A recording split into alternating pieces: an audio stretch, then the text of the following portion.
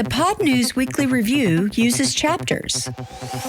The last word in podcasting news. This is the Pod News Weekly Review with James Cridland and Sam Sethi. I'm James Cridland, the editor of Pod News. And I'm Sam Sethi, the CEO of True Fans.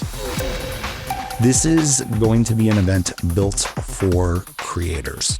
We are going as heavily community sourced as possible for this. Bryan Barletta tells us all the tea about Podcast Movement NYC, plus the rise of Patreon in the creator economy.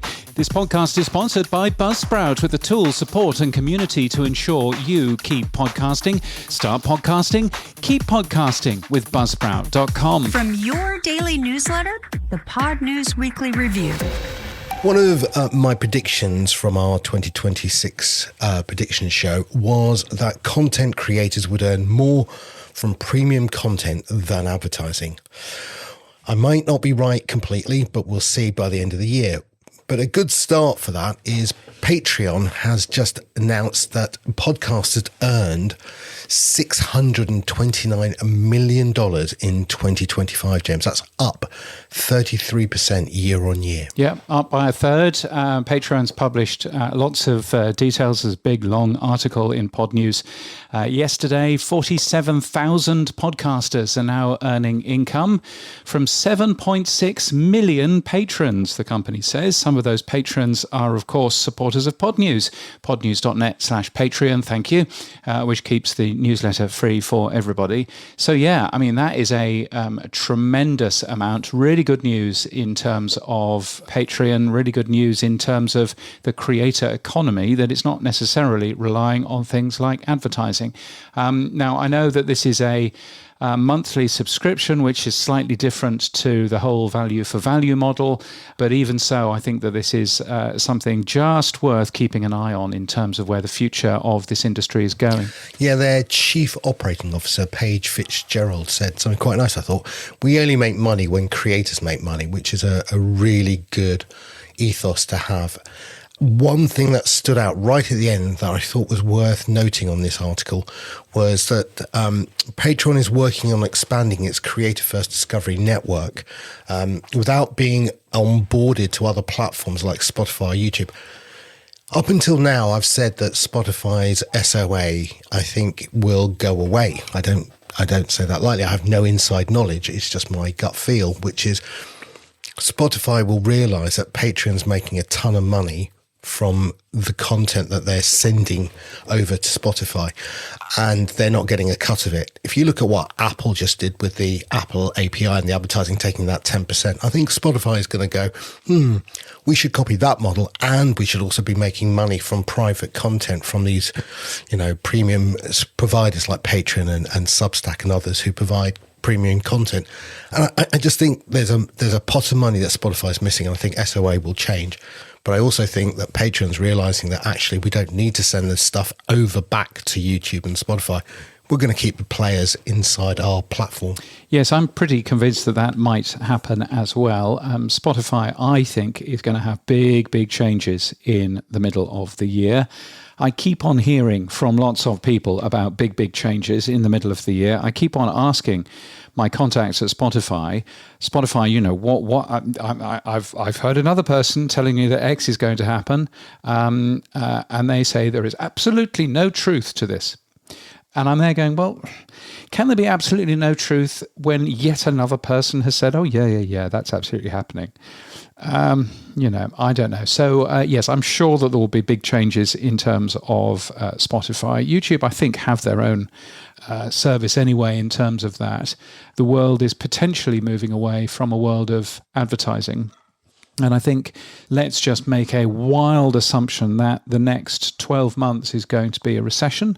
Given the issues with oil right now and given all of that kind of stuff, the first thing to go in a recession is advertising money.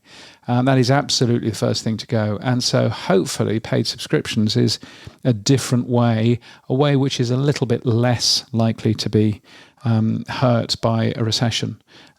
So, worthwhile keeping an eye out on that, I think.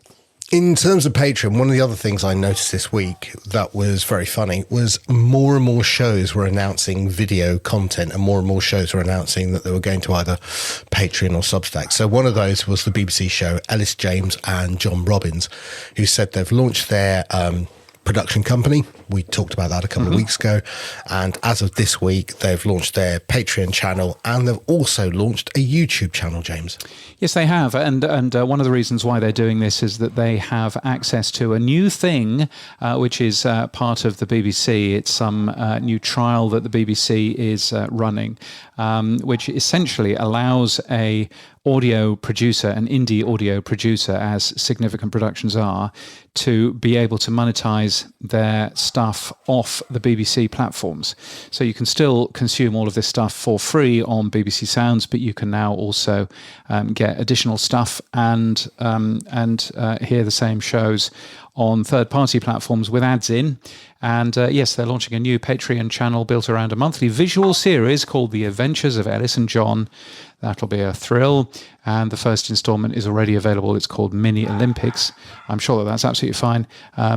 Charging for something with the word Olympics in it. I'm sure they won't get into any trouble whatsoever there. But yes, so what with Patreon, what with a YouTube channel as well, all of that makes a lot of sense. All right, James, back in February, you reported that Podcast Movement was going to be in New York as an exclusive on Pod News Daily. It's a week-long event in mid-September. Do you know more about it, James? I do know more about it. And in fact, I thought, well, who better to ask than the big boss? So I went to chat with Bryan Barletta. I'm Bryan Barletta, the founder of Sounds Profitable and the president of Podcast Movement. Sounds Profitable is the trade association for the business of podcasting on a global level. And our goal is to bring the industry together and help people through networking, conversations, research, and opportunities to push podcasting into bigger than podcasting spaces. And by the sounds of your voice, Bryan, you have been doing a lot of those conversations over the last couple of weeks. Podcast Movement Evolutions in South by Southwest was only a couple of weeks ago. How did that go for you? It was exactly what I wanted it to be. I mean, this is our fourth total year at South by, and yeah, I absolutely lost my voice to the point where I couldn't make a sound on Sunday, and then had to go basically like 6 days later right into Advertising Week Europe. We had three. It was really fun. We had 3 packed days. The industry showed up, a ton of really interesting people that we never would have gotten at our standalone events showed up. And more importantly, we made it easy for the business of podcasting and creators of all sorts in podcasting to go explore South by Southwest, which has become a major creator event on the global scale for more and more people to check out. Yeah, it was the first event for a while that I haven't been able to attend, and I got a lot of FOMO looking at LinkedIn particularly of people saying what a great thing it was, and all of the photographs which I've got through and all of that. So so it sounds as if it went really, really well. Yeah, I'm very, very proud of that. I think one of the fortunate things I have about being in the podcast space for so long is that people aren't going to sugarcoat things for me. So I haven't heard any particularly negative feedback. You were incredibly missed there. And I really hope now that we've announced that we will be back there next year, just as soon as South by Southwest announces the dates, which they're waiting for the Academy Awards to post their dates first. But we would love to have you be there and be part of it. Well, it'll be a fantastic thing as long as you lot stop bombing places. That would be an excellent plan. But I'm right there with you. Yeah, I'm not sure necessarily that you can change any of that, but still, no, would very much like to do that. Any plans for next year for South by Southwest? Is it going to grow in scale, or what are the ideas that you got so far, or is it way too early, James, and stop asking? No, I mean, I think you're spot on it. So we really like the venue, and if we can come to terms with the venue on the things we'd like to change, we intend to stay there or similar sized. I think what's really fun about an events company like Podcast Movement purchasing our trade association is that we don't have to operate in silo for each event, having to make a certain amount of money or grow a certain way each year. So I would consider this event absolutely a success. We're waiting on the last financials, but it is close enough for me to call it that. And again, this didn't have any ticket sales on there. So it hit everything we wanted. But here's the big thing. Sometimes things work just because of exactly how they were set up, right? The price point, the opportunity, all the different pieces on there. In 6 years of running Sounds Profitable, I have not really raised prices. I don't think I've ever raised prices on anything, and I've only ever reduced them or made things more efficient or valuable. So my goal here is how do we keep it exactly this, but better? And what's the worst that happens? It hits capacity, and then we have to figure out what else we can do, how else we can help people grow. Yeah. I think I'd rather get to the point where nobody can get in because nobody wants to leave, and then figure that out the next year. So I think my goal is let's repeat it a few more times. So the next event that I will see you is the podcast show in London, but the next big event on the calendar is what you announced in Pod News at the end of February. Podcast Movement moving to New York City, and a really interesting flagship event, which is a week-long event if you want to attend all of it, at a place called Terminal 5. So what are the plans for New York City? Yeah, so we have 5 full days there, and Terminal 5 is a concert venue that has a lot of personal significance for me. I actually got my start in advertising by borrowing enough money to go to a 4-day concert at Terminal 5 when I was doing mobile app reviews. So being able to go to this venue is really, really exciting for me. Who did you see there? Coheed and Cambria, whose albums are all like Star Wars-esque style stories, and they played them all in order 2 a night, and it was really fun. Wow. Yeah. Okay. Forever ago. But yeah, the Android G1 had just launched. I grabbed my computer and my mini DV camera, and we drove out and just recorded videos all day long, and then went to the concerts that night. But the event's really 3 events. So we have it for the whole week, Monday through Friday. Starting with, what everybody knows and loves, the Podcast Movement. That's going to be Thursday and Friday. So I'm going to start from the end of the week and move back. This is going to be an event built for creators.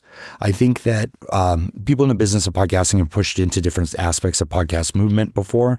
And I personally have been frustrated when there have been specific creator tracks that end up having business panels because they run out of spots elsewhere, and that's how people want to sponsor them and whatnot. Well, we are going as heavily community sourced as possible for this. The tickets are going to be $200 covering both days. There should be about 1,000 tickets available on sale. I think we've solidified that we'll have 5 stages. Panels will be about a half an hour long each. There'll be audio, video recordings of everything, photography, everything there. And we're trying to figure out the most equitable way for people to submit panel ideas. I'm not completely sold on a committee, but I think that's going to be part of it. I'm not completely sold on public vote. It ends up being a popularity contest, but it might be part of it. But we're trying to nail that down with ideally giving people as close to 2.5 to 3 months of notice on when they're selected, so that if they need any international travel or anything there, they can get that sorted. And all of those things. But this is really supposed to be an incredibly low sponsorship event. We haven't even identified how far we want to go with perhaps like an expo type setup, but we are getting interest on that. But I think, to me, this is the type of event that is as close to all of the panels that happen. I really want them to be things that people who are attending want to hear, and of the community, by the community. And so things like that can only happen if they're supported in other ways, right? Producing this event, having 1,000 people in there, the infrastructure, which, by the way, I've learned so much about how much events cost. And you want to ever talk about scope creep and how much last minute decisions can cost? I am your guy. I have spent tens of thousands of dollars on last minute ideas that needed to happen, but probably could have been $5,000 if I planned better. The middle day, we're still solidifying, right? The IAB podcast upfronts are going to be held separately by the IAB during that day, and we're not doing any conflicting content there. But at night, we have the opportunity, with Terminal 5 being such a massive concert venue, what could we do on that stage there? So we're still fielding a few opportunities there and trying to find the best partner to allow for us to do something really to celebrate audio with everyone. That won't be a ticketed event. So we're trying to figure out how that fills into everything. Everybody who's attending both of the other events, the Sounds Profitable one, which we'll get into, and the Podcast Movement one, will be able to go. And then how do we explore the general public and everything there too? The people who maybe just couldn't buy a ticket or, want to celebrate audio. The first 2 days are our take on a more professional business summit. This is a 600-person total event. It is going to be a very tight schedule. Think more syllabus style, right? There is going to be, 2 anchor keynotes, one at the beginning and the end of each day, where all 600 people will be able to focus on one thing. And then from there's going to be 3 different opportunities to select between breakout sessions or working groups or like 50-person, let's call it conversations in a circle, where people really want to be part of the conversation. We're all experts at an event of this scale, all the way to, 150 people sitting in an audience for more specific and driven conversations in a panel.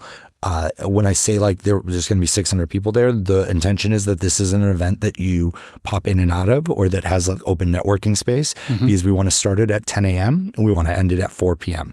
It's New York. People in the business of podcasting, people in advertising know how to entertain their own guests. And we're moving away from things like sponsored happy hours and whatnot in that regard, because we want to let people celebrate and do their own thing. And we don't want them to feel that they have to pay into something when they have their own idea. In New York, there's so many companies in New York that have their own space to do all of that. So we're really, really excited to partner there. 200 of the attendees will be buyers. Those are freely available tickets. And then the other 400 tickets are a higher price point because they're sponsorship for the whole event, right? If you buy a ticket, your company is a sponsor for the event. Your logo is going to be in places on there. You're going to have access to the attendee list. You're going to have opportunities to connect with people and, book those breakfasts and dinners. And you're also going to be the sponsor of the Podcast Movement side of the event, right? Your logos are going to be on there. There's going to be thank yous and forewords related to those people that are helping make the whole week possible. The model that we're going for this is going to be $2,000 per ticket. And Sounds Profitable partners will have the opportunity to buy tickets for the first month before they're open to the public. What we're doing there is that we're letting the Sounds Profitable partners buy up to 2 tickets per company.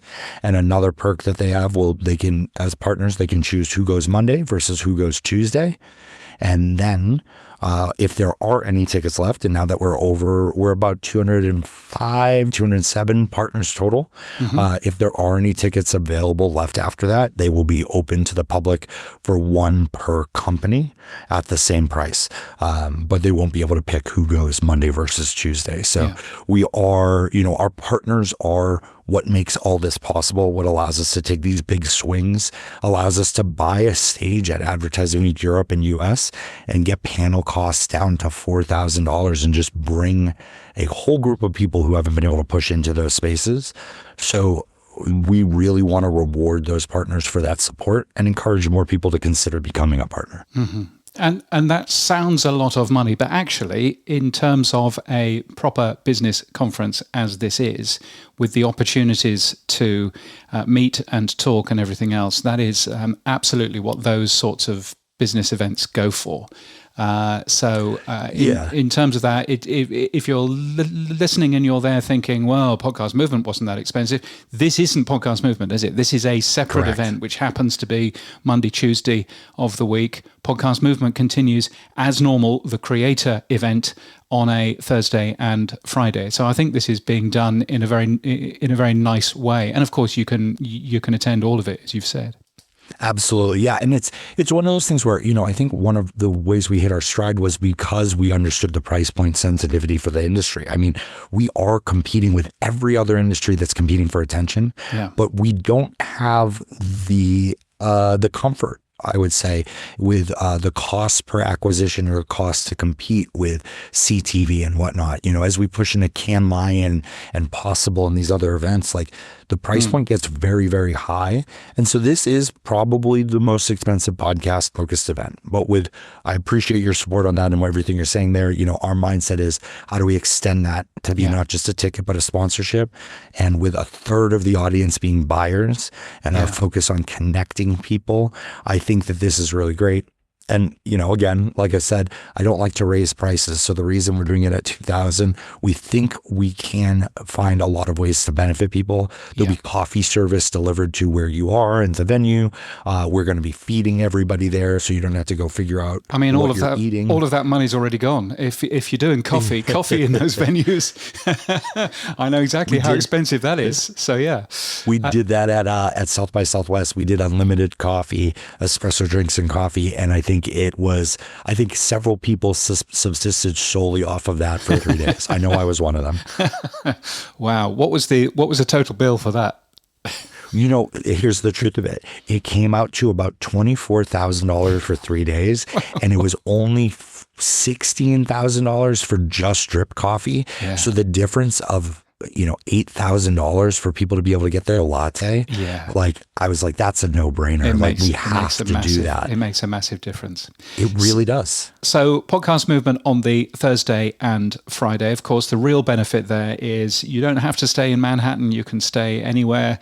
Public transport in New York City is super good. So you can find a cheap hotel elsewhere. That's absolutely fine.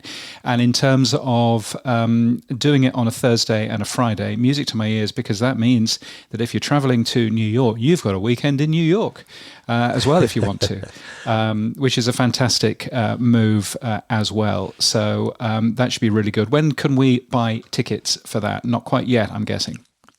Our goal is to get all of this live for ticket sales in the next 4 weeks. That's we're really pushing forward with that. We just want to make sure that we have the website exactly where it is. And there's a few other opportunities that we're evaluating how we put it up, such as being able to do your own live podcast show at night, right? We have the venue, we have the 5 stages. We want to figure out how to put all that together. And as a small team, Podcast Movement, and Sounds Profitable combined is about 6 people. There's the event movement team too, and they help with a lot, but there's, a lot of this is now falling to our team. We want to make sure that whatever we put up there, it answers enough questions that we're not drowning trying to support all the interests or all the any confusion we might have caused. Yeah, no, indeed. Sounds super good. So podcastmovement.com is where to find out more information about the Podcast Movement side. And of course, soundsprofitable.com, where to find the information about the business summit. While you're on, Bryan, obviously we're seeing Apple Podcasts doing video for the first time, which is very exciting. What are your thoughts on it now that it's live, now that people are beginning to do it? I am blown away by what it could possibly mean for the greater creator space and ownership of distribution of audio and video content. I think it's going to be really exciting. I'm so pumped to see the incoming interest from video advertisers on there. And I've checked out a few of the video podcasts too. We're playing around on the ones that you've recommended through the newsletter and everything. I think the one thing that I'm waiting for is for what it looks like on the technical infrastructure and server costs, because I think that me and you have done some of this math, and I think this is very exciting. But again, just like podcasting as an industry has not had to incur a lot of the costs of a lot of other industries to win business, I think now we're entering into a space where we understand how much YouTube moved things forward by hosting video freely and what that did for the internet and what it might cost individuals to host their own video. Yeah. No, I'm finding that fascinating. I've been playing around yesterday, with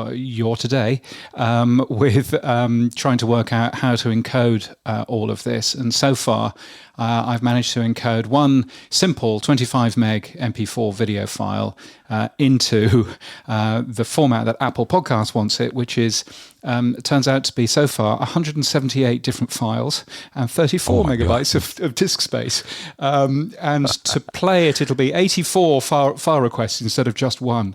So it's going to be interesting to work out the math on that and work out exactly how expensive that is going to be. But it should unlock more revenue long time. Certainly, I appreciate there's some Apple tax in there as well. But it should unlock more revenue. I'm guessing. What are people, your partners saying?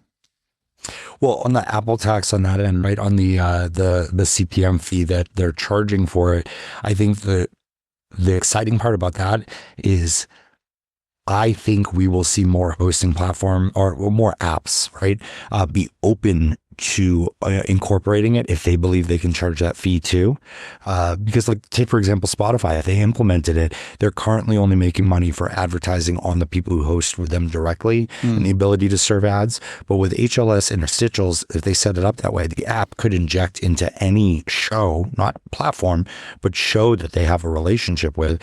And then they also make money off of people serving any ads on their platform. I think Apple really unlocked something big that makes it kind of hard for apps to push back against it. On the industry side, I think there are a lot of people interested in it, and I don't think anybody's brought it to market to sell on a direct sales kind of way, other than the idea of doing prefix URLs and ad delivery pixels for their video ads and being able to track it just like their audio ads, which is very exciting to them. Yeah. But my gut says we're going to see some really impressive things from AdsWiz in the near future as the major DSP involved in this entire process. Yeah, it's going to be really interesting what happens there and what happens with the analytics as well as we move into a world where we can now measure how long people listen, whether people have actually heard the ads and all of this. Is that something that Sounds Profitable is working with the IAB on, or how does Sounds Profitable fit into that? Yeah, I think what's exciting to me there is that this could call for new IAB podcast measurement standards, which I felt might not make sense to improve much more on. I think we're getting towards the point where each hosting platform kind of viewed things their own way and wanted to customize their own way. So I think this is going to give the opportunity to revisit what metrics we do and don't want.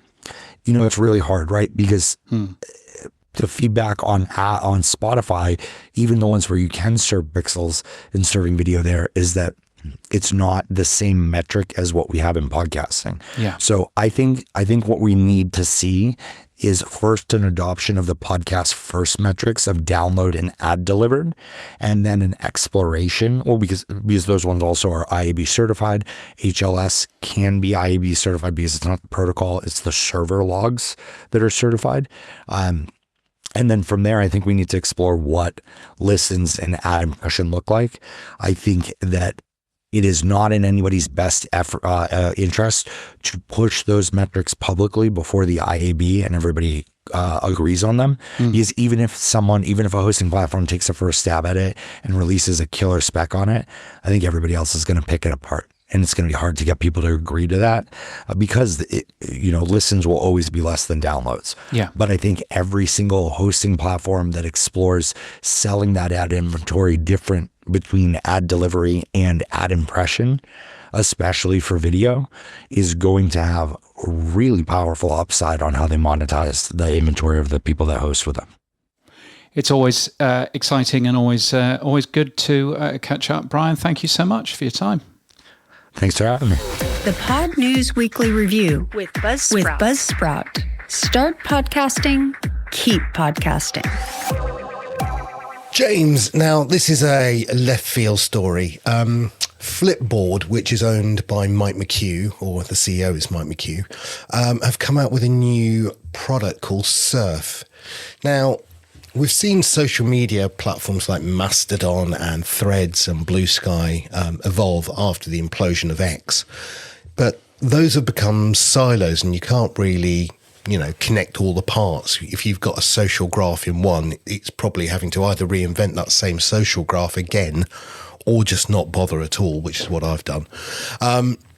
Now, Surf came out, and the idea of Surf is to combine social networks with text, video, and audio feeds, and those audio feeds are going to be podcasts.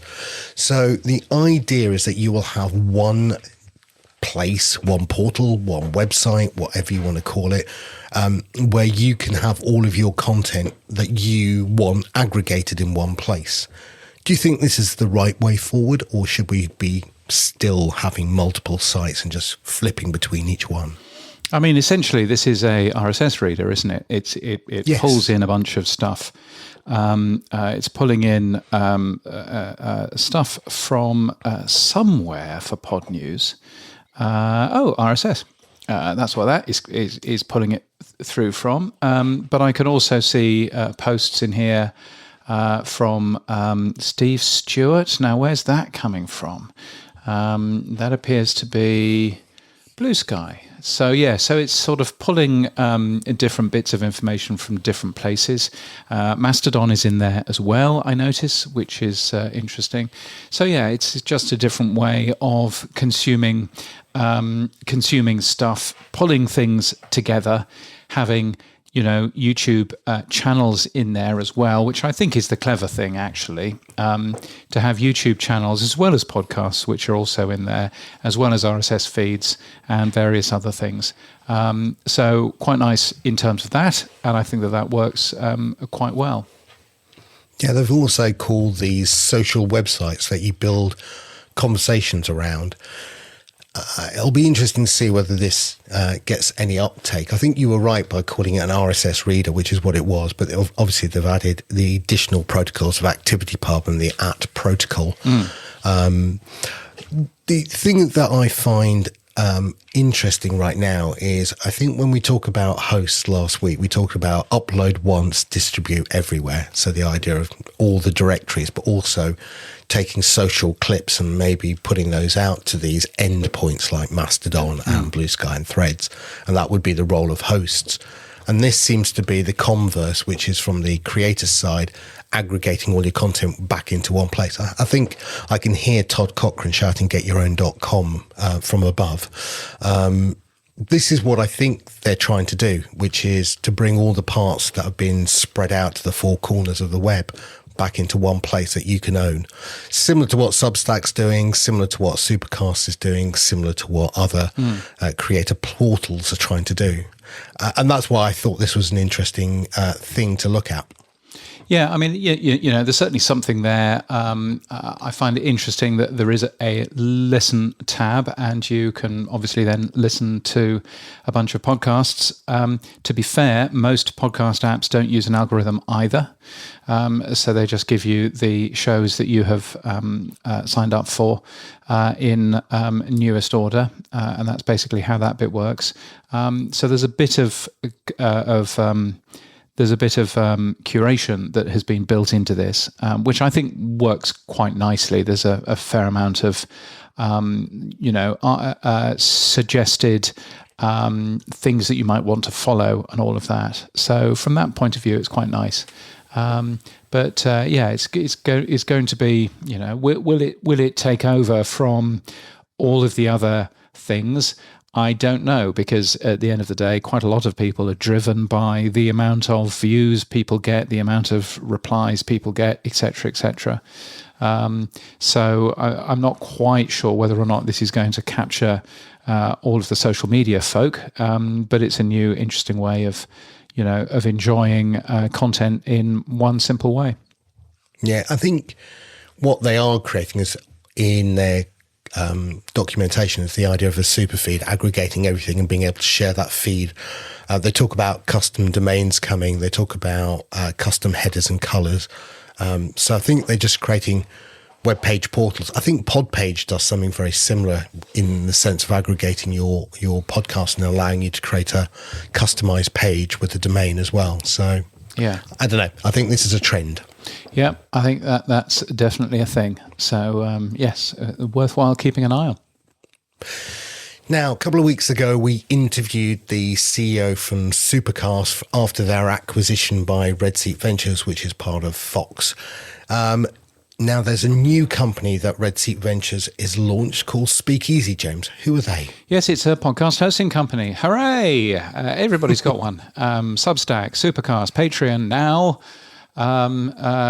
Here's one for Red Seat Ventures as well. Of course, Supercast have a membership platform which is a bit like Patreon, which was acquired by Red Seat Ventures earlier on, as you just mentioned. And Speakeasy will be a podcast hosting company. Now, interestingly, it's an invitation-only podcast hosting company. It seems to be a special podcast hosting company for people that want something special in return. So there seems to be some very careful wording on the websites and all of that, basically saying, we're a bit clever. We're here for these particular people. We're not here for everybody. Yes, it's a new podcast hosting company, and that's what everybody wants. It reminds me of Flightcast, Stephen Bartlett's company with Rocks. Yeah, exactly. I mean, they definitely needed a podcast hosting company for themselves. There are benefits in that. There are downsides in that, actually. If you want to suddenly become a podcast hosting company, then that's absolutely fine. But you need to pay all of the money to get all of that stuff up and running. Whereas, it's normally much easier to go with a Megaphone or an Acast or whoever it is that you might want to end up going for. In this particular case, obviously, there are benefits to them in pulling everything together. And so you can see that being useful. AI-powered analytics is one thing. It says support for RSS, HLS, and video. It might have support for HLS, but it's not yet an Apple Podcasts partner. So we need to wait and see when it becomes one of those. But it's yet another podcast hosting company. Hooray! Now, Ashley Carman, friend of the show in Bloomberg, has a report out that she says podcast companies are starting to look a lot like record labels. And so I thought, interesting. What does she mean by that? She says the power is increasingly in the hands of the biggest talent. We see that with the acquisitions that are occurring. And she said that podcast networks, like record labels, support these stars in the form of distribution and monetization. But she says more of a 360 business view should be, including fan clubs, subscriptions, merchandising, newsletters, and live events. Again, reinforcing my belief that we are moving to a creator portal model for content creators, not just a podcast app on its own. Yeah, no, indeed. It's always interesting to see new companies working out new ways of jumping into this space, and for Red Seat Ventures to be hosting, podcasts for themselves now, of course, means that they have a bit more control over things as well. So, I think that it makes sense. Now, last week at the end of the show, we wouldn't have covered this because obviously it came out after we recorded, but OpenAI has acquired the popular, unknown to me, talk show TBPN. Had you heard of it before? No, and it's not popular, but it's popular with Silicon Valley. It's popular with OpenAI's audience, which is why OpenAI have bought it. Now, of course, OpenAI are claiming that the show will remain editorially independent, and of course it will. Yes, absolutely it will. But OpenAI's raison d'etre is to try and convince everybody else in Silicon Valley that OpenAI is a good thing, and it will be significantly easier if they happen to own TBPN. So you would presume that there's something involved in them for the benefit. I mean, because the amount of money that TBPN is making is, it's quite a lot of money, but it's chump change for OpenAI. It's probably making more money than OpenAI is right now, but that's a slightly different different thing. So so it is popular in terms of the right people, and that's about as far as it goes, I think. Is this more about platforms or companies wanting to have direct to fan voices? I mean, I know podcasts are that anyway, but are corporate companies more and more realizing that going through PR and going through media companies to get their message out is probably not the right thing, and now they want to go direct to audience? Yeah, I mean, we are definitely seeing that. We are seeing that people want to be in control of the message. RFK, the health secretary of the US, is apparently going to be launching a podcast, which he claims is a new way to expose corruption and lies that have made Americans sick. His views have been criticized by health experts. That's about as much as I can say to be as fair and balanced as I possibly can be. Yes, and of course, the reason why he is doing that is he believes that most of the media out there isn't necessarily telling the story that he wants to be told, and so therefore he's going to do his own podcast. The Reform Party in the UK is doing exactly that. Congratulations, US-based podcast hosting company Buzzsprout, our sponsor, for being the official host of the UK Reform Party. So many congratulations for that. Why didn't they go with somebody based in the UK? Captivate. Who knows? Hey. Exactly. Well, They wouldn't have been allowed on my platform. That's maybe Captivate turned around and said, bugger off. Maybe. Well done, Mark, if you did. and then you'd be stuck. But yeah, so I'm sure that is what's going on in terms of OpenAI. They are talking about it being the low hundreds of millions. Now, if it's about 200 million, then that makes it about the same sort of price as Joe Rogan. So that is a lot of money. It doesn't do very well in terms of being a podcast, by the way, as well. I did go and have a look on the Podscribe dashboard and to actually see how many downloads it gets. It's not an awful lot of downloads, but it is, as I say, it's a big thing when it comes to this particular industry. And OpenAI clearly see value, from it. But it's not a side quest, Sam, and let's not forget that. It's not a side quest. What's that mean? It's not a side quest. OpenAI got into awful trouble by going off onto these side quests. So they were very keen to point out that this was not a side quest when they when they spent $200 million or possibly even more $1 million on a podcast. It's not a side quest. So him buying his Lamborghini wasn't a side quest then? None of this makes sense. Yes, exactly. Right. Okay. No, I mean, but I think it does come back into wanting to control the narrative a little bit. I'm currently working on a story about a company, and so far no one in the company is talking to me, but I now have a very friendly and polite invitation to talk to a lawyer who happens to work for the company about a story that you're working on, James. Okay. I think I've uncovered a thing. So I'm treading very, very, very carefully, but I think I've uncovered a thing. So we will spill the tea. Yeah, well, I'll spill the tea. Maybe next week, maybe the week after. Who knows? Be good if it was next week for a variety of reasons. But anyway, we'll find out on that. But that again is another form of wanting to control what the narrative is. No one from that company is talking to me at all. I've had a couple of replies saying I'm not authorized to speak on this matter. And now I've got a lawyer who I can only assume wants to scare me away. So we'll see where that one goes. Yikes. I mean, OpenAI isn't the only company buying up podcasts. I mean, Soros has bought up the Midas Touch as well, James.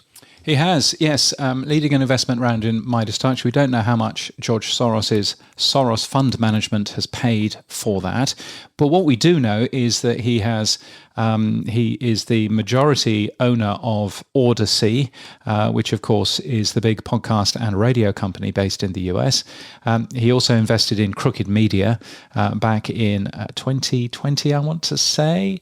So, clearly is doing some investment into media there. Apparently also interested in investing into Cumulus. Now, Cumulus is the other big American broadcaster, which is currently in bankruptcy reorganization, or whatever it is it's called, Chapter 11. But he's not able to own both because of the rules. So we'll see what happens there. But yes, lots of investment. One wonders what Mr. Soros is doing, given that traditional media isn't necessarily the way to earn an awful lot of cash. So are you talking to lawyers as well about us, James? Go on, get in there, mate. What we did wrong. Yes. Why 50p in a Mars bar. That's what we'll get. Why is nobody investing into this show? Well, maybe they might in the future. Who knows? Maybe I'm having that conversation now. Who knows? Now, moving on back to Spotify, I'm afraid, James. We talked about Libsyn and Buzzsprout have signed with Apple Podcasts to distribute HLS video. We also talked about, other companies. There's 10 other podcast hosting companies. But why isn't Spotify joining this party, James? What's stopping them? Well, yes, exactly. So, yes, if you missed the news, because we didn't cover Libsyn last week, but Libsyn are now in with Apple Podcasts, except they're not yet because they haven't actually built it yet. So they've said they're in, but that's about as far as it goes. And actually, that goes for all of the companies, including our sponsor, who are talking about HLS video. They've all said that they will do it. I cannot find a single company who is actually offering that to normal customers that want to purchase that. So pretty well everybody is turning around and saying, this is a invite-only thing at the moment. We're only offering it to certain people, blah, blah, blah. So that's interesting. It's also interesting that there is no pricing out there.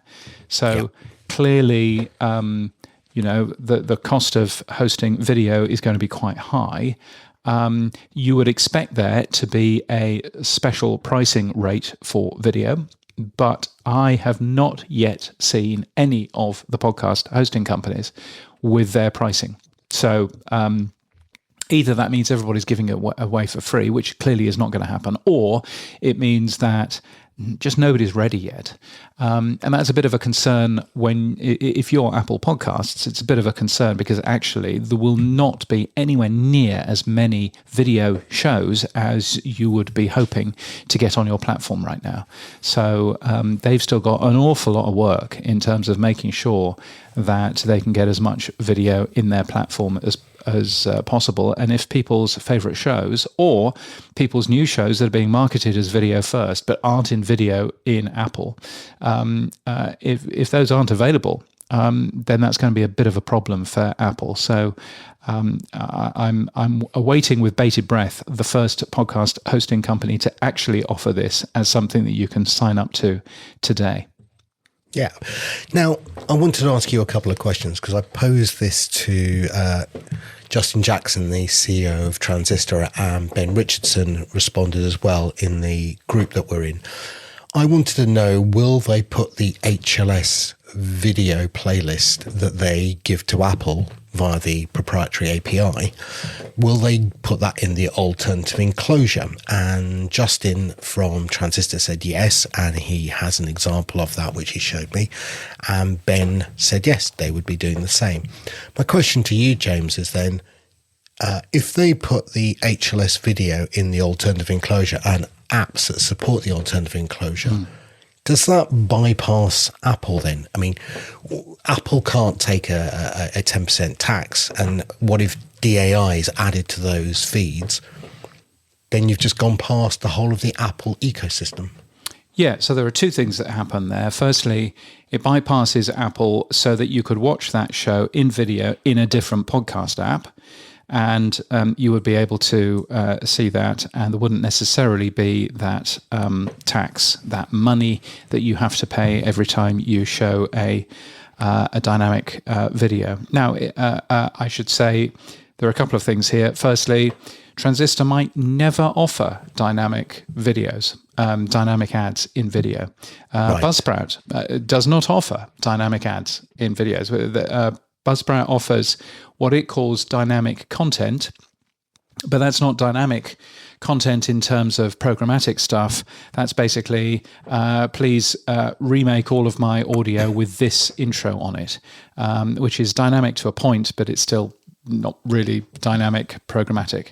So with all of that, that essentially means that there will be people getting involved in Apple Video right now who will never be doing any of the dynamic programmatic ads that Apple wants some money from. So therefore, they probably don't care about that bit. Hence why they might wish to stick their stuff into alternate enclosure, because that might work for them. So you've got that on one side, and on the other side, you've got the point that all of these companies are saying is that as soon as you publish your M3U8, your adaptive playlist in your RSS feed, then what you're also doing is you're publishing exactly where the ads are. And so, therefore, it's a bit difficult if you're going to put a show out there which is supported by advertising. The podcast app knows exactly where the ads are and can very easily skip them because it knows where they are. It knows how to skip past it, and that will work very, very well. So there are questions there, I think, in terms of, do you want to put the M3U8, the HLS feed into the alt enclosure, because that will essentially just market where the ads are so that any podcast app can use your video but skip past the ads. I go back to Ashley Carmen's comment about podcast companies becoming record labels. And I look at companies like Acast, and I look at AdsWiz, and I look at Triton, who are set up to deliver high volume quality ads, companies like Nike and McDonald's and people like that. Not your Joe Schmo bottom of the basement adverts. And I think those are the record labels that Ashley Carmen's looking at. And I think those are the companies that Apple signed up first. And I think those will be the ones that will deliver that DAI. But what will the others, will, for example, Buzzsprout have to go and provide higher quality advertising from the likes of, corporate brands in order to monetize that in the same way as an Acast? Well, but Buzzsprout has never monetized podcasts in the same way as Acast, and I think that's the thing here. If I don't want to because I don't know what Buzzsprout's plans are, but Buzzsprout right now, the only advertising that you can buy in this show is somebody buying a Buzzsprout ad, which is a program trailer for somebody else's show, and that's it. There's no other advertising available in this show. Buzzsprout doesn't go out and sell it. That's very different when you're looking at RSS.com, for example, with their paid platform, which can have ads from all kinds of people in there. So I think it's going to be different for every single person in this, and there will be people like Buzzsprout in particular who will not want to sell advertising, and so therefore will never have to pay the Apple tax. But instead will, still get some video into the Apple Podcasts app. But how do you charge that? It won't be Buzzsprout charging that in terms of advertising. So therefore it will be based on, either a monthly charge in terms of video, or a per, 1 terabyte charge, or whatever it happens to be. So, and I think that's going to be the interesting side, is actually seeing how people charge for all of this. Let's not forget that for most podcast hosting companies, the first that they knew about this, because they were very grumpy about it, the first that they knew about it was the big announcement with the big four, Acast and Simplecast and Omni Studio and the other one. R19.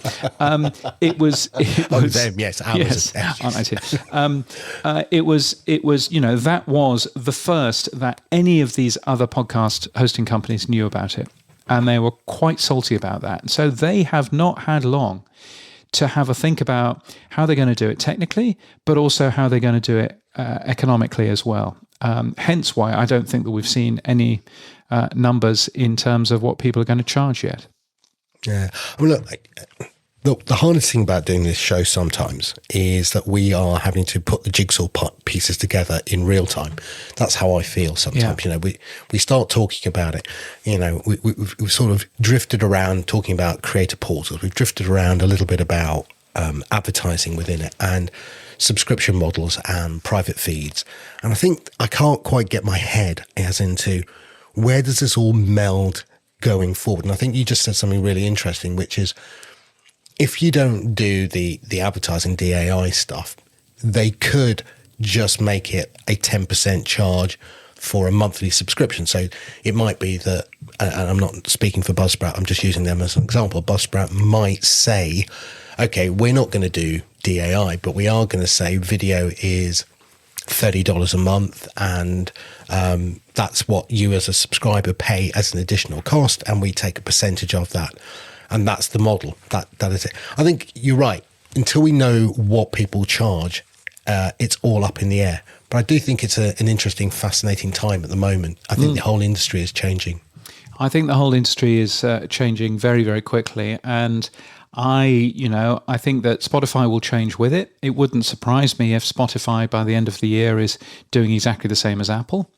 I think that probably makes sense. And it wouldn't surprise me as well if we end up having a slimmed down list of podcast hosting companies, because actually this is going to add significant complication to everyone. And so potentially we might see a bit of mergers, a bit of acquisitions going on there as well. It's we're still not quite sure what's going on. And of course, we shouldn't forget that the fourth biggest podcast app is Amazon Music, who have no video plan at all.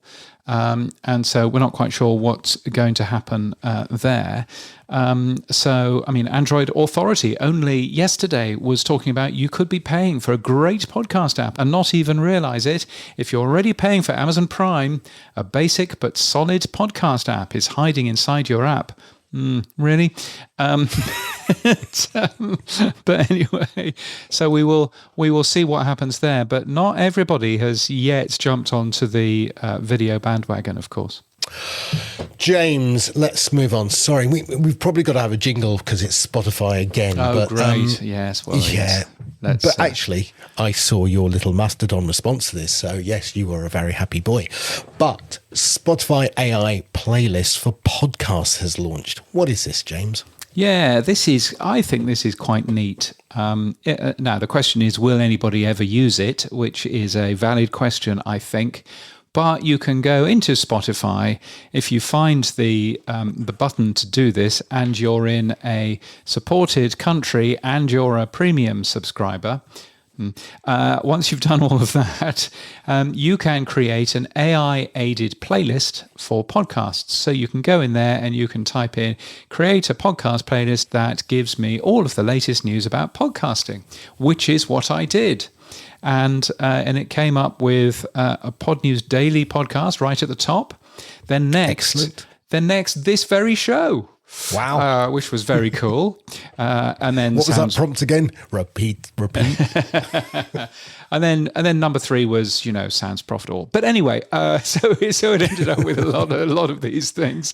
It was quite nice. It's in beta, James. It's fine. It'll get it right soon.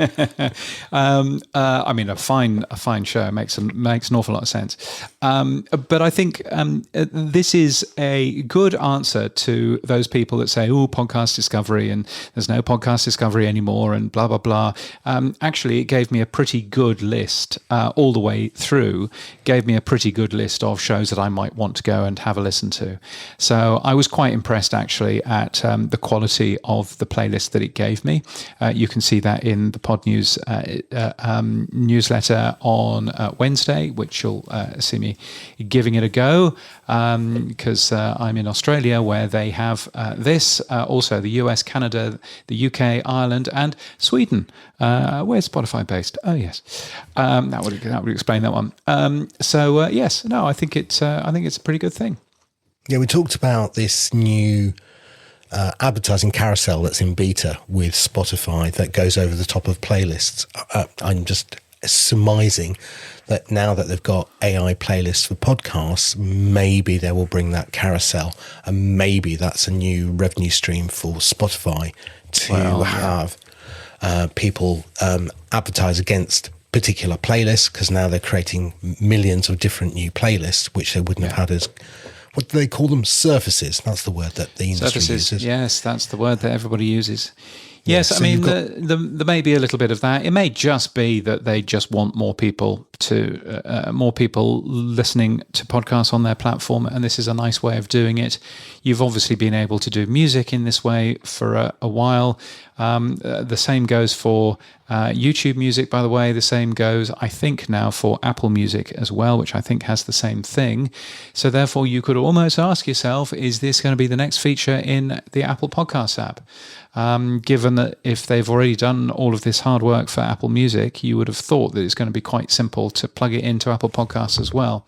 Seemingly, pretty obviously, the same team who works on the Apple Podcasts app and the Apple Music app. If you've ever used both of them, then you'll know exactly what I mean. So so we might see a little bit of that going on. The other interesting thing is, right at the bottom of the article, it said that you will only be able to use this. There's what's the phrase? There are limits on how many times you can use this particular feature. So presumably it uses quite a lot of tokens. So you need to be careful, in terms of that. A nice quote in there from Lizzie Hale, who is Spotify's global head of podcast editorial. They have a global head of podcast editorial. Who knew? So I have a request in to see if we can learn a little bit more from her about how podcast editorial works on Spotify. That should be interesting. Now, TuneIn, it seemed to have sort of died. Now, James, what is TuneIn, and why did it in 2024 simply close down accepting new podcast listings? Yeah, I mean, it's a very, very big radio app where you can listen to every radio station under the sun, and it works very well for that. It's built into a lot of surfaces, if I can use that phrase, and seems to do very well. But getting your podcast in there was a little bit harder. So it had podcasts from the big broadcasters, but that was about as far as it went. The podcast submission disappeared in February 2024 and took a whole year before coming back, but it is now back, which is nice. You just need to go to TuneIn's broadcaster portal. Broadcasters.tunein.com is where you go for that. I was actually talking to the team this morning, and I said, oh, you should have a look at the podcast index. And he said, I think we use that. I'll check, but I think we use that. So if that's the case, then good, hurrah. But certainly this show is there if you want to go and have a listen to this show in TuneIn in your Tesla, because it's automatically in your Tesla car or on your Sonos speaker or various other places, then that is there. But I thought that was pretty good news, really.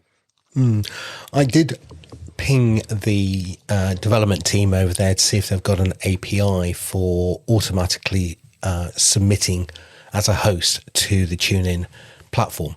And The disappointing response was the one that I got when I had River Radio back in the day, which was basically go to that portal that you just mentioned and individually submit your show. And I thought, God, is that it? Is that the only way you can do this? Because that is not going to help them when the hosting industry says, okay, we'll add you as an individual directory alongside Podcast Index or Apple or Spotify. Yeah. And again, they're it's not, just this. Yeah, they're not very bright in terms of that. They're not from the podcast world, really. So they're not very bright in terms of that. They are pretty poor at talking to whether it's broadcasters, whether it's journalists, whether it's podcasters. They are pretty poor at that. I hope that they will get better. They did speak at Radio Days Europe this year. And in fact, I interviewed the president of Stingray Radio on stage, who owns TuneIn now, and he was just talking about TuneIn. That's all he wanted to end up talking about. So that was good. So clearly they are interested in talking more to the radio industry, and I hope that they want to talk more to the podcast industry as well. I think, really it'll be worthwhile waiting and seeing whether or not they actually follow through on that. They have been just a rude company to deal with over the last 5-6 years. So I'm hoping that they get a little bit better. Now, quick question, James. Podbean, are they related to Mr. Bean? Because they're closing down live. We talked about this last week. In a world where more people are going live, it just doesn't make any sense to me. Can you try one more time to see if you can make any sense of why Podbean are closing their live platform? I can't really. They want to focus on something else. Maybe just nobody is using it on the Podbean platform. Maybe the secret of going live isn't necessarily the technology of going live. It's the platform that you want to consume and that your listeners want to consume the live podcast on. And maybe it's just that. But yes, they are closing it in June. It's going to be missed so much by people that one person, Joe Antonio, has filed a petition against the closure, trying to save Podbean Live. You don't shut down our community, blah, blah, blah. It's got 86 people who have signed that as we speak. So there does seem to be something going on there. But if the only place that you can consume a live show on Podbean is in a podcast app from Podbean, then I'm not surprised that they're closing it down, to be honest. So I think it's more a case of, okay, if you are producing a live show, can you get it into YouTube Live? Can you get it into Facebook Live or into, I don't know if LinkedIn does live, but you know what I mean? Can you get it into all of these different places? If you can, it strikes me that is the most sensible thing to do. And if Podbean didn't want to spend the time doing that, then, closing something down, it probably makes sense to me. I still think live is where hyperlocal radio will end up. Anyway, that's just a music events and podcasting. But anyway, we'll see. But an interesting story this week was Mr. Beast, the YouTube creator, did a live stream challenge where he attracted, and this is a mad number, 1 million concurrent viewers with a live broadcast using his YouTube channel. Right. Well, yes, there's a thing. But I think it goes to show scalability, right? Yeah. One of the biggest worries I think has been in the past that, TV would have said or radio would have said, well, we can scale because of our networks. And the web would have said, can we scale with live? I think this proves you can. I think you can scale with YouTube, yes. Amazon, if you remember, had awful trouble a few years ago when they were trying to do live video for football. And they had awful trouble. Similarly, Optus here in Australia, they had, I think it was a World Cup or something, and they were covering that, and it literally did not work. And they handed the broadcast rights to one of the TV broadcasters here because it just simply didn't work. So I think, yes, it'll work with YouTube because YouTube has boxes. This is the secret about YouTube. It has boxes at every single ISP. So it's not working in the same way as pretty well everything else is. They have large boxes which are caching stuff so that you don't have that particular issue. I would imagine that pretty well everybody else, it'll still be really very hard to get the type of scale. I mean, you're talking about 1 million there as if that's an amazing thing. Let's not forget that, live TV regularly does 8, 9, 10 million people watching live. And that's still 10 times as large as... oh, no, I'm not saying that TV's not able to do it or isn't still the primary medium. I'm saying what's interesting for me is, my little head about, something like a Substack or a podcast index, podcasting 2.0 show, right? And with a nice cast server, if you got, 1,000 people doing that would have been great, right? When you get 1 million people, and you're right to say it, it's YouTube's own private network in effect that's running this, not the web really. Yeah. I mean, Netflix had a massive problem with the fight that it did with Mike Tyson, I think, or maybe it was Jake Paul, I can't remember, where indeed. It just wouldn't play and it was buffering. And yet they've got their own private network and they must have a massive capability to be able to do concurrent viewers, and they were struggling as well. Yeah, no, indeed, it's not easy to do that sort of thing, and there are real scalability issues when you get to be that big. And again, that may well be one of the reasons why Podbean has gone, you know what, we're not going to be doing this. If they are going to feed their live streams onto YouTube and onto other platforms, well, that's a different conversation, isn't it? But yeah. Now, two things that grab me again, and I will bring it back to podcasting before you edit it off the platform. We'll see about that. Yes. YouTube is making lean back TV more interactive. So we heard that they're launching a feature called Stations, which is basically a video hub that will introduce live coverage. They're going to start with the Coachella Festival shortly. They're also bringing out a TV companion that pairs with your phone, so it recognizes automatically that you're playing on your TV and gives you an interactive comments control feedback. That could be quite interesting. And they also are adding a feature called Ask, a video-specific chatbot designed to help viewers engage more deeply. Do you think, because YouTube have said that they are now the main display within the lounge, I mean, Netflix says they're their main competitor, do these second screen capabilities and these chatbot interfaces interest you? You're a YouTube premium supporter. Yes, I am. And I'm a bit grumpy about YouTube, actually, because I went down to YouTube Premium Lite, which is available here, after it was covered on this show. And I went down to YouTube Premium Lite because the story that we covered was YouTube Premium Lite now includes downloads. And that's what it says on the advertising. But then when you actually go and use it, it says, oh no, this feature is coming soon, which I think is illegal. So I was a very grumpy man. Is that the lawyer you're talking to? So I was a very grumpy man in an airport going, why can't I download any of these videos anymore?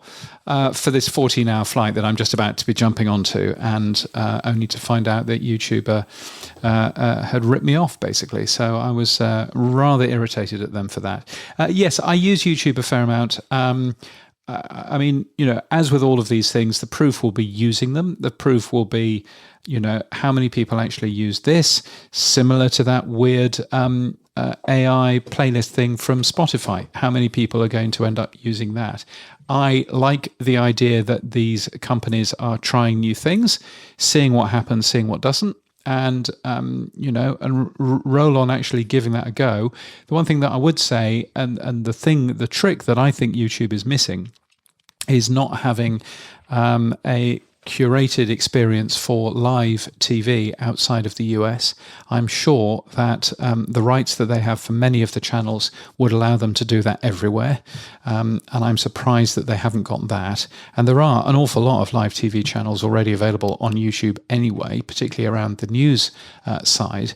And again, I'm surprised that they haven't got a more curated experience for that sort of thing as well. But anything that does more of that kind of makes sense. I'm wondering whether this stations is that feature that you're looking for, James. Well, I mean, maybe. I mean, the one thing that I am looking for is I don't want to buy a new Apple TV until they release new hardware. Any sign of that happening soon? Well, rumor is obviously that the WWDC, the Apple Developer Conference, is in June, June the 8th, that they're going to be announcing new versions of HomePod and the new Apple TV.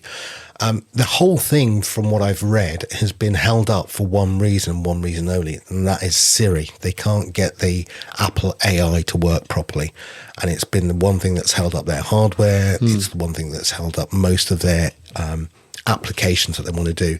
But by all accounts, iOS 27 will have the new Siri within it, alongside the new iPhone 18.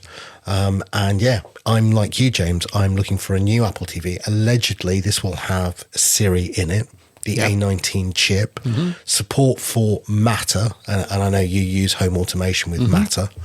And yeah, they've also got a small Apple stick allegedly coming out to replace or challenge the Amazon Fire TV stick as well. So a square box as we know the Apple TV, but also a small little HDMI plug-in as well. Yeah.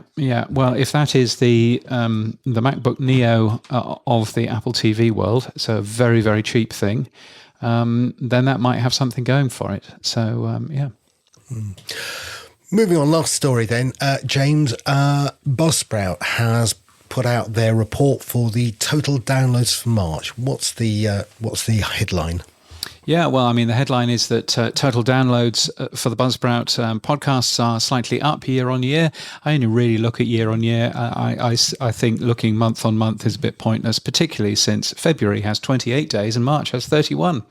That's a significant larger amount of people, of days in March. And so therefore everybody should be up. So I always look year on year. The big thing that really does spring out at you when you do compare year on year, though, is the amount of web browser downloads, which, let's face it, is often how AI agents hide themselves. The amount of web browser downloads has more than doubled. So that is interesting. That's moved up to the number 3 in terms of the biggest downloader. So it goes Apple Podcasts at number 1 with 36.6% of downloads. Spotify at number 2 with 27% downloads. But of course, Buzzsprout isn't seeing any podcasts which are made in video. And also there are no automated downloads with Spotify. And then at number 3, the web browser at 13%, which is a significant increase from this time last year. So I think it's all AI personally. Do you think that hosts should block the AI scrapers? It's impossible, because if it looks like a web browser, then it looks like a web browser. What are you going to do? Block web browsers? No, you can't. I mean, I agree with you. But John Spurlock's got a very interesting OPORG list of all the bots. So yeah, of course. So if a bot is polite enough to say, I'm this bot, then you can block it. But if they're not polite enough to say that, then you can't. And I think that's the issue there. I'm actually interested in something that Cloudflare is now doing, which is if you are a bot and you have a particular thing in your accept header when you ask for a website, then the website, if you're using Cloudflare, will automatically reply in text format only and in Markdown. Which means that it's much cheaper for everybody. It's much cheaper for you, the website host, because you're just serving Markdown to these things. Much cheaper for the bots, because that's far less tokens. And so much cheaper for Cloudflare, because there's much less, bandwidth. So everybody wins out of that, which I think is quite neat. I can't do that yet. I wish I kind of could. But the difficulty is that at the moment there are no laws, if you like, saying that the user agent has to be correct. And until there are those things in place, well, actually, you can type in whatever you want in the user agent, and that means that it's going to be very difficult for you to block, any of these things, which is hard. Podcast events on the Pod News Weekly Review. So, awards and events. The Quill Podcast Awards are back for their 5th year. Nominations are now open. There are 13 categories if you want to enter those. The entries are also open for the AIBs 2026. It's not the IABs, that's the AIBs. That's the Association of International Broadcasters. There are podcasts built into that.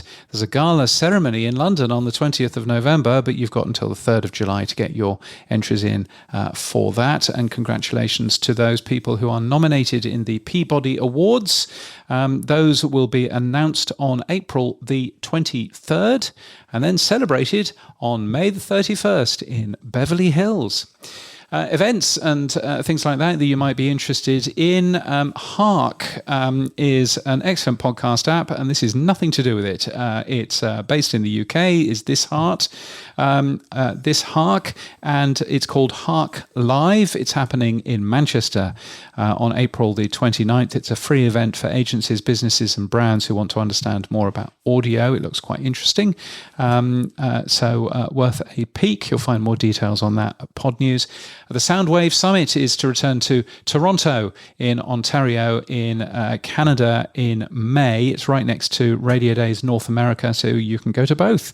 And there's a cheap ticket for you to go to both, which looks very good. And also Birmingham's Unipod Festival 2026 is taking place on the 8th of May, supported by BBC Sounds and Amazon Music. And it's very good. You will be going to that, I'm assuming? Yes, yeah, I've been to the last 3. Yeah, so I'll be going to support Nina. Yeah. Well, that all makes perfect sense. So exciting that even the dog's excited. The tech stuff on the Pod News Weekly Review. Yes, it's the stuff you find every Monday in the Pod News newsletter. Here's where Sam talks technology. You say Usha, I say, no, what do you say? You don't say Usha. Usha. Yeah. Usha.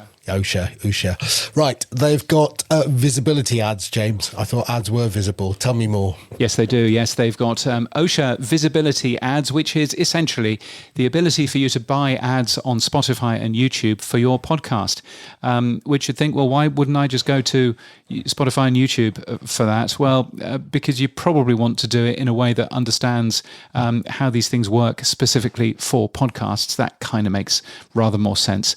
So OSHA visibility ads is a new thing from them. That tool is available in beta today. Now, Podpage, which we've interviewed in the past, and Dave Jackson recently joined, now transcribes podcasts for every episode automatically. Yes, if you are an elite member, then the transcripts are there on the website. It supports speaker identification, which is nice. It supports timestamps and clean paragraph formatting as well. They're also marked up for Google using Schema, which I've been taking a peek at for the Pod News website as well. Very cool to get transcripts. Of course, if you're with Buzzsprout, our sponsor, then you get those too. And those are available on your website. Go and take a peek at weekly.podnews.net and you can see what they look like. And Overcast as well has just released their app with podcast transcripts in there as well. It's very cool. And if you read yesterday's Pod News, you will have seen that their transcripts are being powered by a rack of 48 Mac Minis rather than trusting that job to the cloud. That feature is available to everybody. It's something that Marco believes that should be free for everyone. So hurrah for that. It's a phased rollout. If you've not got it yet, you will get it over the next week for everybody. So yes, very cool. I was talking to a friend of mine about all of these different transcriptions being available. And he asked me a question. Will those transcription apps automatically turn on the explicit tag if it detects rude words within the transcript? Oh, there's an interesting question. I mean, I suppose it could do, couldn't it? I thought, if you've got the transcript and you know that there are certain words in it, do you automatically do that? Well, I mean, I think from my point of view, I think the answer is knows. we'll see if that. I've bleeped it out. You're fine. Radio stations, James, can now convert live broadcast to on-demand podcasts. What's this one about? Yes, this is a new thing. Now, if you remember, way back when you ran a radio station, you were recording stuff and then turning that into podcasts and sticking it out using a company called Whooshka. So good that Spotify bought it and closed it down. So what Ozone have done, Ozone.fm, is they have produced a new thing called podcastbot.ai. What that does is it does that, but a little bit more cleverly, because it's using... Blocked. Sorry, what? Blocked. It's got the word bot in it. I'm blocking it. Yeah, exactly. No, it's doing it a little bit more cleverly. It is doing, because it's listening to them, because it's transcribing them, and because it understands which bits are music and which bits aren't, it is able, so they say, of, for example, taking any copyrighted music out. It's capable, so they say, of, being a little bit brighter in terms of not putting the ads in, or putting the ads in, or doing whatever it is that you want.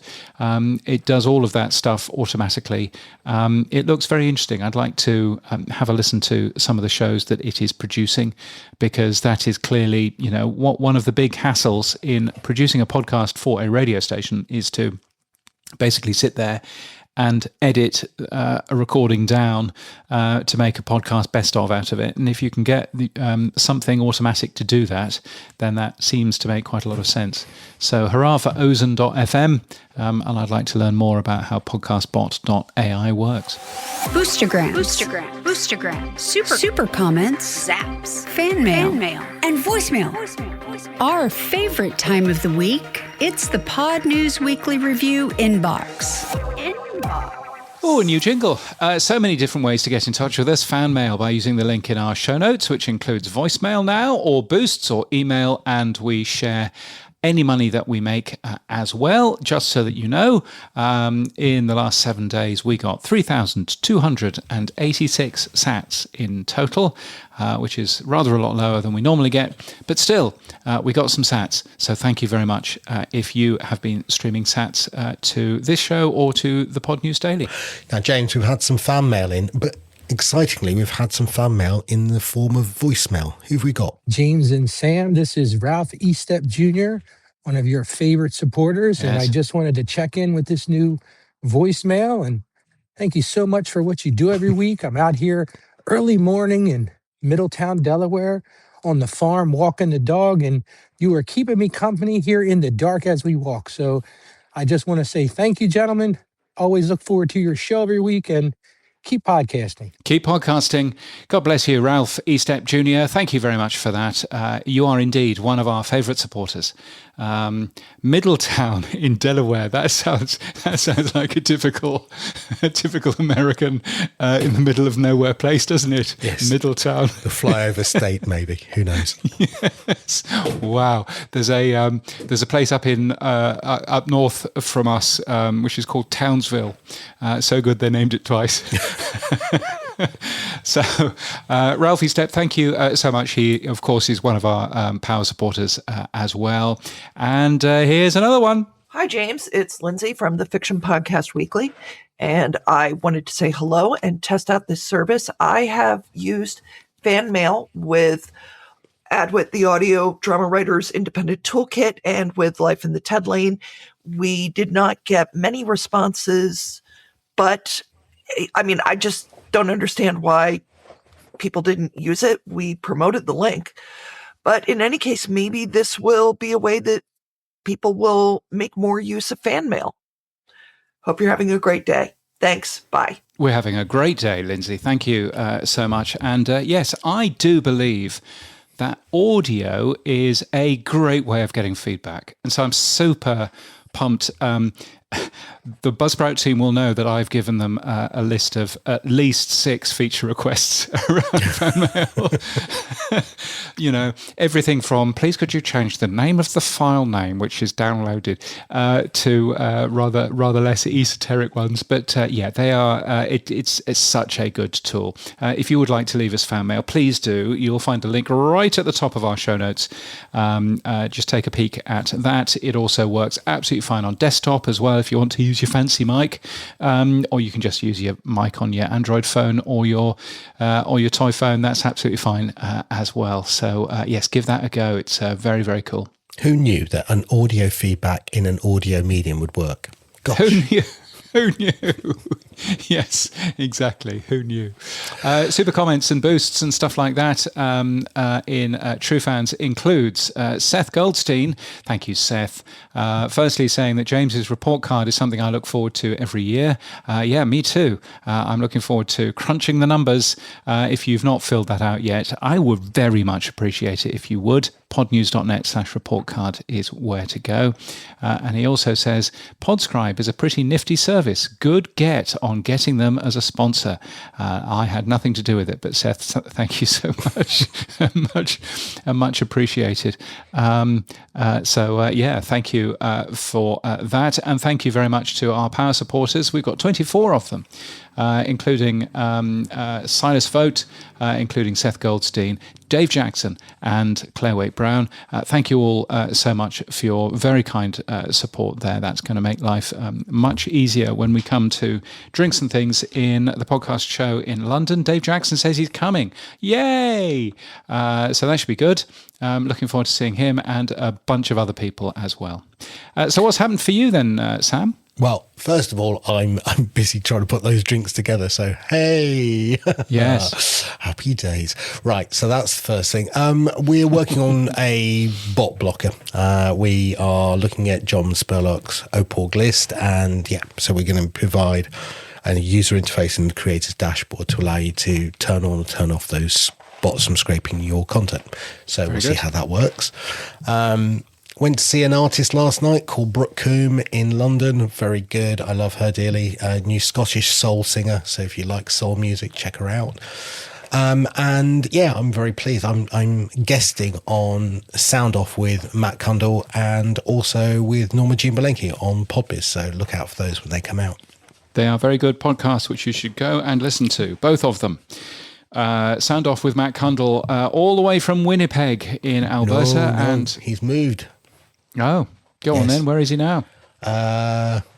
Ontario, I want to say. No, he did tell me. He said to say, this makes it even worse. He said, make sure you tell James I've moved and where I am. And I went, yes, I will. And now I can't remember. Oh, no. Well, there you go. And I should also tell you that in that show, just before he gets to you, there is a mid-roll in that show, and I pop up because Matt very kindly even wrote me a script and said, you want more people signing up to the Pod News report card? And I said, yes. And he said, here's a script for you. Can you read it? And then I'll stick it in as an ad. And so, I rewrote it and produced it and sent him a copy of that. So we'll find out which version he's used. So that's very good. But that was a super kind thing. If you are listening and you are talking to other podcasters, I would really appreciate it. Again, podnews.net/report card. That would be very kind because, we need numbers to help us there. So, yeah, very cool. So, James, what's happened for you this week? Well, firstly, the Pod News report card, it says here. Yes, let's not forget that. Secondly, I drove all the way up to sunny Bundaberg late last week. You are the reason why I get to drive back and I can avoid my sister-in-law. So that's that's handy. Glad I'm a good excuse for you. What was interesting is I ended up doing that in the big fancy car, electric car, and of course this was the first long journey that I had ever done, and I was a little bit worried because I was told that doing a long drive in an electric car is terrifying because, you're going to run out of electricity and blah, blah, blah, blah, blah, blah, blah. It couldn't have been any more simple. Absolutely couldn't have been any more simple. When I got, sort of 3/4 of the way there, I just asked Apple Maps for the closest charger and just parked it there and had a pie. You didn't have range anxiety then? Absolutely none. Absolutely none. And then, of course, I get there, and the Murdoch papers are all they had, because it was a holiday weekend. The Murdoch papers all had, these idiots in their electric cars. Look at them queuing for the tiny amount of chargers which are out there. What idiots they are! It's almost as if the Rupert Murdoch papers are getting their money from the mining companies, because there was absolutely not a problem. Every single charging point that I went to, and I went to 4, I think, in total, were all absolutely fine to get onto, and worked absolutely fine. So, typical Rupert Murdoch trying to scare everybody away from electric cars in this particular case. Are he still alive? I mean, unfortunately, yes, he is still alive. He's hanging on. Must be about 900 now. Yeah, I think he's 98. I think he's 98, but his mother lived to even older. So I think his mother lived to 103, I think. So yeah, unfortunately, that is going to carry on. I did read a book recently called "The Men Who Killed the News," and it's all about people like Rupert Murdoch, but also many other people as well, and all of the things that they have done, and all of that. He's 95, by the way, at the moment. Born in 1931 in Melbourne. Time for one more marriage then. Yeah. Yes. Well, I mean, yeah, absolutely. Gosh, yes, that book was amazing. I had no idea. Tony Blair. What a naughty man you are, Tony Blair. I had no idea. Good Lord. Is that The Affair? Yes. Yes, exactly. That didn't come out, did it? Anywho, so that was fun, and no, apart from that, that has basically been my week. Nothing more exciting than that. But I'm looking forward to hopefully doing a few more archival stuff. So I write a bunch of stories about the history of podcasting. I'm currently working on a piece all about the Microsoft Zune, which was a thing which played podcasts. Do you know who the podcast business manager for Zune was? No. Rob Greenlee. Whoa. Yeah. So there we are. He ran the entire thing. If you want to know, his email address was rob@zune.net, and the only way to get your podcast into the Microsoft Zune was to email him. Because guess what? The official submission process built into the desktop software didn't reliably filter for valid podcast feeds with media enclosures. Genius, Microsoft! You've ticked off another one there. So that was so that's good. But also, I've reached out to the editor of Podcast User magazine, which was a magazine, PDF magazine, that came out in the UK in about 2005, 2006, 2007, and absolutely fascinating. So what I'm hoping to do is to be able to host all of those, and maybe do a little bit of AI in terms of, please could you give us a sample of what's in here, and maybe use a little bit of AI for that. Who knows?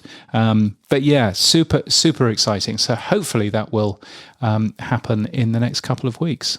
And that's it for this week. All of our podcast stories, of course, taken from the Pod News Daily newsletter at podnews.net. You can support this show by streaming sats. You can give us feedback using the Buzzsprout thumbnail link in our show notes, and that voicemail works really well. You can send us boosts, or you can become a power supporter like the 24 power supporters at weekly.podnews.net. Yes, and our music is from TM Studios. Our voiceover is Sheila D. Our audio is recorded using CleanFeed, and we edit with Hindenburg. And we're hosted and sponsored by Buzzsprout. Start podcasting, keep podcasting. Get updated every day. Subscribe to our newsletter at podnews.net. Tell your friends and grow the show. And support us. The Pod News Weekly Review will return next week. Keep listening.